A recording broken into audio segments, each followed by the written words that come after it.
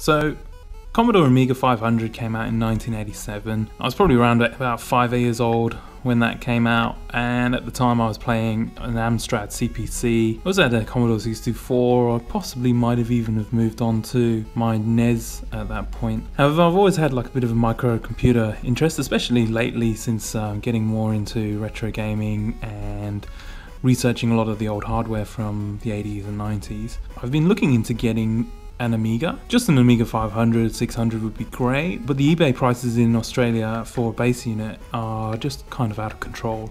At least just a lot more than I'd be willing to spend. Seems to be more than what the going rate is in Europe, probably because there's less units out here. Typically, I've either missed out on local Facebook or Gumtree sales because they're on the other side of the city and I can't get there because I'm looking after my kids and somebody else has got there before me, or the eBay price is a lot higher than I'd want to go, so maybe around $250, maybe up to $300, you know, depending on if it has software or if it has joysticks, or even if it's in working condition. Like I'm a bit wary of all the ads where they say untested, you know, should work, or the ones that don't have a power supply with it, you know. So for me that kind of screams that maybe there's going to be something wrong with the board. So where I got to was I was having a look around and I had one of my old Raspberry Pis just lying around gathering dust in a drawer. I had bought this 4 years back for doing some, like, using it as my home entertainment hub, but since I've moved on to other things, this was not being used, and I saw some great YouTube videos with like Dan Kooky Tech and ETA Prime, where they showed how you could use a Raspberry Pi distribution called Amibian to emulate Amiga really well. So I thought I'd give it a shot. Like, they do say that Amibian doesn't run well on the Raspberry Pi 1, but I thought I'll give it a shot anyway. And true enough, it was very easy to set up. Like, I won't tell you how to do it. Like, I'll post some links to these other tutorials which are amazingly easy to follow. You can be up and running within like an hour, hour and a half or something like that. Yeah, I tried it out on the Raspberry Pi 1 and some of the games were just too slow. I was using Gods as an example and it was just like it's in slow motion. I tried overclocking this Pi, didn't really seem to do anything. So I went online and Raspberry Pi 3 has come out this year, I think, the Model B, and it's like only $45 to $50, so ordered one of those and came within a couple of days in the post.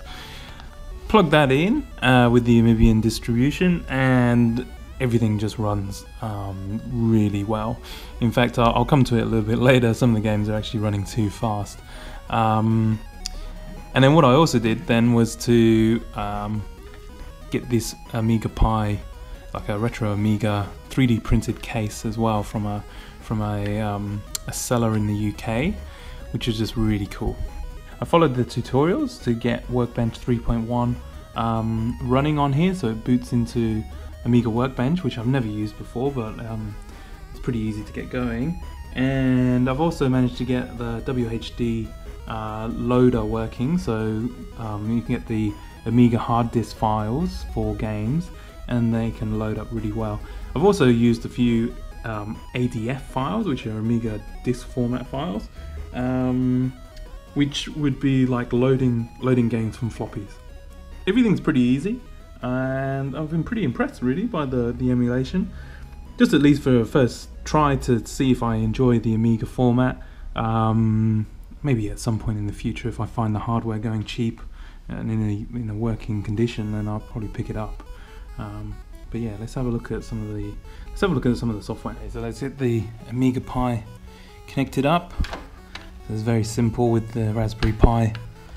Got the HDMI and power, which is USB. My cable in. The only problem with this case, because the Raspberry Pi is not really solidly put into the thing, it's a little bit tricky to connect it up, especially one-handed when I'm trying to hold the camera at the same time. I'm also right-handed, so doing this left-handed is really tricky. Alright, there you go, that's in. LED's lit up. Take the case off, you can see that there. Alright, and that has already loaded. So you missed the Amibian boot up splash page there, unfortunately. So here it should load into Workbench. There you go. Coming up. It's a little bit slower than it usually is. I'm not sure why there, but it has loaded up. The when I installed the Workbench, I picked the retro one, which I actually don't like. And it's got all of these. It's kind of cool. It's got like Turrican and all these kind of, and Dizzy and all these kind of characters from and is that Speedball? And all these characters from the golden age of Amiga gaming. But I just find it a bit ugly. But anyway.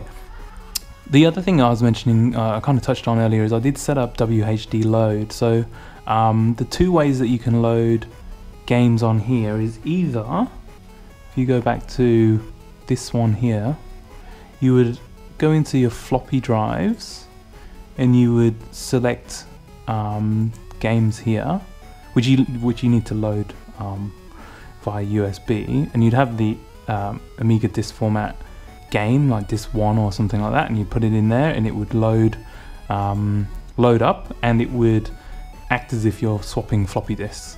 The alternative is to using Whd Load files, which you can just Google and find them, is you would put them in here and they would just be running straight off of, like, they just get loaded as if these are installed to an Amiga hard drive. So if you imagine if you had a hard drive on there, so for example here in this folder you can see this is an ADF file, so this was GODS, which I can play from here if I double click on there, but then some of these other ones, these are Whd Load HDF files. So if I look at Lotus Esprit, which is a really great racing game actually, and is I think I played it. Did it come out on Super Nintendo? I feel like I played it somewhere like that. But I think it came out first on the Amiga, or even the Amiga version's the best. You double click on there, you can see this is the information on who ported the thing to Whd Load. Here you go.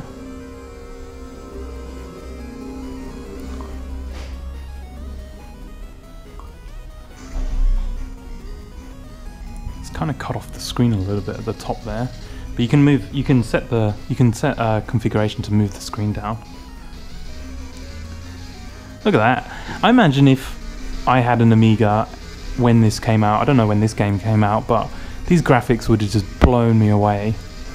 And also the music and the colors are great. Like, I think when I had a PC, my first PC was a 386, I think, or 286, and it only had CGA graphics, with only like four colors on screen at the time. Like, this is pretty amazing in comparison. Alright, let's see if we can actually play a game. So let's press fire. Ooh, I don't think I've actually played this. Alright, it's going to be a bit difficult to play this one-handed. Alright, here we go. Oh god, how do you change gear? There you go. As you can see, I'm playing one-handed at the moment. You can change the button configuration, which would make it a lot easier. Oh geez, not doing very well. Don't know what the guy downstairs is doing there, working on the car. Oh, wasn't paying attention. Okay, so I've cancelled out of that game. It's interesting on these Whd Load games, because I guess they get ported by different people. So that one I had to press numlock to exit out of the game. Other games is usually F10. Sometimes it's print screen. I don't know. Sometimes it's all sorts of different buttons. If you get really stuck, you just have to kind of go back to this config page and actually just reset. Press the reset button, which is like the same as like resetting an Amiga in real life. Okay, so going back here, I do have some problems at the moment, which I am working through. So let me show you what happens when I try and run a few of my games. So this one here, Bad Dudes, this ROM runs off of Whd Load, but it runs too fast. So this one says, yeah, press print screen to quit. So I wanted to play this one because a lot of people love this game on the Amiga, but it just runs too fast on Whd Load. I've heard that if you run it with the ADF files, whoops, I think I've forgotten to set up the controller or something here, so it's not letting me progress. So I might not be able to show you, but trust me, this one runs too fast at the moment. I have heard that if you run it with the ADF files, then there's almost 100% compatibility with all games on the Amibian emulator. So even though it's a bit more of a hassle and you have to go through the loading time, even though you can speed up the emulation of the floppy drive reading time, just changing floppies is slightly more consuming than doing Whd Load. You will get more compatibility with games. So this one's not running for some reason. So let's quit out of there, which I can't do, which I may mean I have to reset the Amiga. This is not a good demo so far, but trust me, this is a really cool emulation when you can get it working.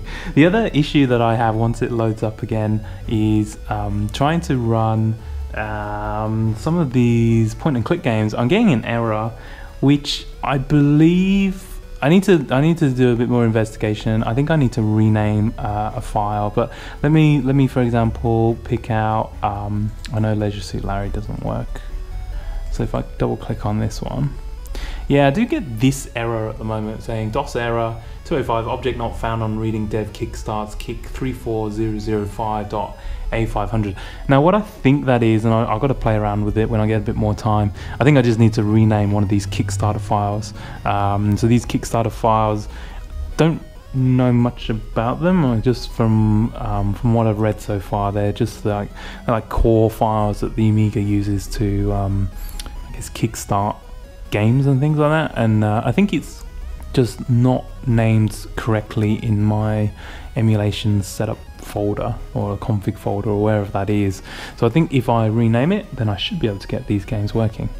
So let's cancel out of that one. So let's try and get some other games working so that you can prove that this is a working emulation option. Where shall we go? So one of my favorite games on the PC at least was Stunt Car Racer. So let's just gonna load it up because playing one-handed is just impossible. Sorry guys, I've got to get like some kind of game capture device at some point, because just recording like this with my reflection in the TV is a bit funny as well. So anyway, here we go. I'm not sure why there's no sound at the moment. Why is there no sound?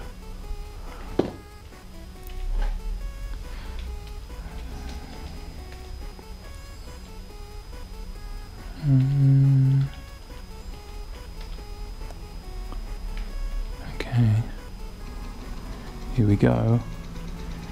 Now when I first played this on the other night, I didn't realize that I had a boost button and I just couldn't catch the guy at all.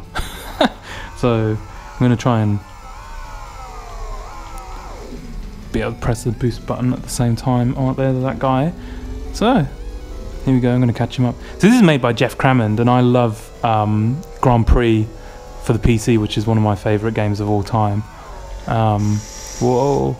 And you can see where he started, because this is pretty amazing 3D graphics for back then. I'm pressing the boost. Whoa. Poof. Okay, let's try and catch this guy. This is pretty quick character for the oh, it's so hard. Oh, off the track. Oh dear. Too hard to play one-handed. Alright, let me see another let me try another game that is a quintessential Amiga game. So let's try International Karate Plus. Alright. Here we go. So this one's, I remember playing this on Commodore 64, but this is a bazillion times better than anything I remember on the Commodore 64. cool. Alright, I'm a white dude. And those sound effects, pretty full on. Come on. Yeah, eat that.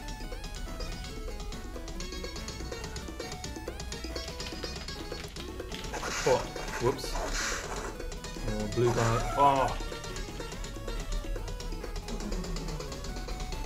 Come on. I need a bit more practice on this, I think. Oh. I think this would be a bit easier with a controller, to be honest. At the moment, I'm just button mashing on the keyboard. Oh. Come on. Turn around. Not quite sure on what the control scheme is, but here.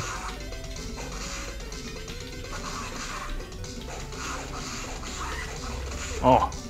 Oh, kicked in the face there.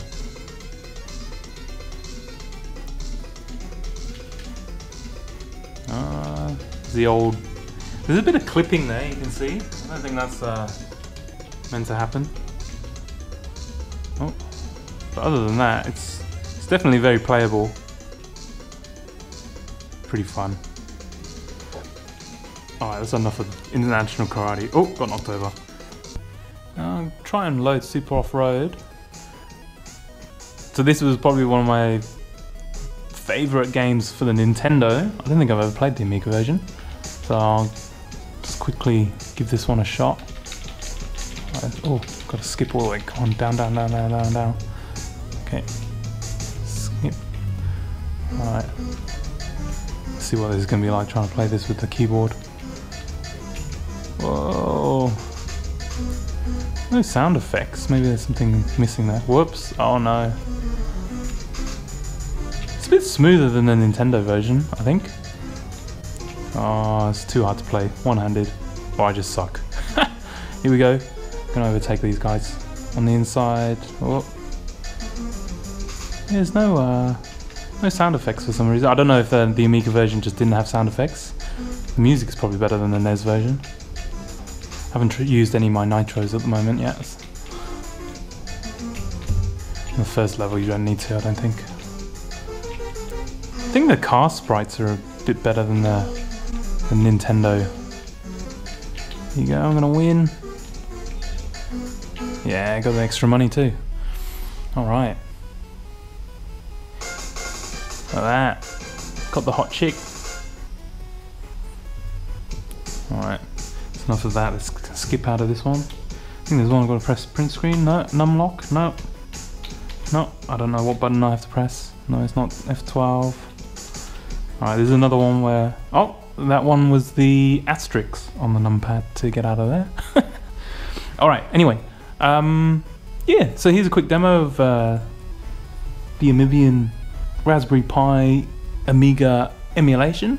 I think it's pretty good. I've got a lot to kind of clean up and figure out. Got to try and figure out that that DOS error, which I think is just renaming the Kickstarter files, and I do need to like sort out where I'm going to put ADF files for games that run too fast. But overall, I'm pretty happy with how it is. I like the way that this case looks. To be honest, the case was a bit expensive. It's like £25, but it is a guy building it, like printing it out on his own 3D printer. So for him doing that, I guess you kind of class it as a bit of artistry, so it's worth the money. The Raspberry Pi 3 is $50, so that's not much of an outlay. And yeah, for me, for my first experience of Amiga, I think it's pretty good. Like I said, the alternative is going on eBay and spending $250 for an Amiga that may or may not work, and then finding games and trying to find them on floppy disks that might be quite volatile. But yeah, maybe in the future. Anyway, I hope you enjoyed that video. It's a little bit all over the place, but I hope you catch the drift.